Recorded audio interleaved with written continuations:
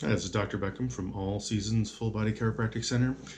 Today I was going to talk to you about what is called upper cross syndrome. Are you having some upper back pain yourself? A lot of the patients that I have come in the office, they end up having what would be termed an upper cross syndrome, where they end up getting tightness in their levator scapula, their upper trapezius muscles, and in a lot of chiropractic offices, they're going to look at then trying to work on not only the neck and the upper back, but trying to calm down some of the muscles, maybe work out some of the fibrosis that's maybe developed in the levator scapula and upper trapezius muscles. But that might be missing some of the point. I guess in the office here, we do some further screening that we're looking at, not only just the spine, but we're also looking at the extremities. Most of the patients that have come in the office actually have problems more with their shoulder blades or their scapula, sometimes also with the collarbone, depending on how significantly it's affected. Most of those patients have jobs where they're doing a lot of computer work. They're literally working with a mouse. They're also students maybe looking down at paperwork on a desktop. They might be literally just younger kids or adults that are looking down at their phone or their tablet all day long.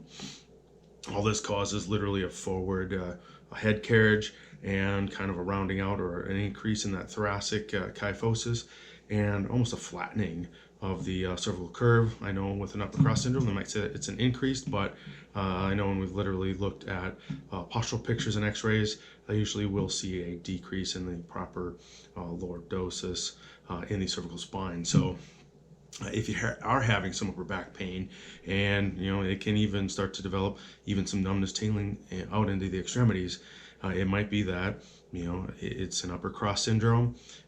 Again, if it's not clearing up, maybe if you've already had some treatment and just worked on your spine, like I said, we have some screening tests here. We can find out maybe if it's actually your shoulder blades. I find that in a high majority of the cases.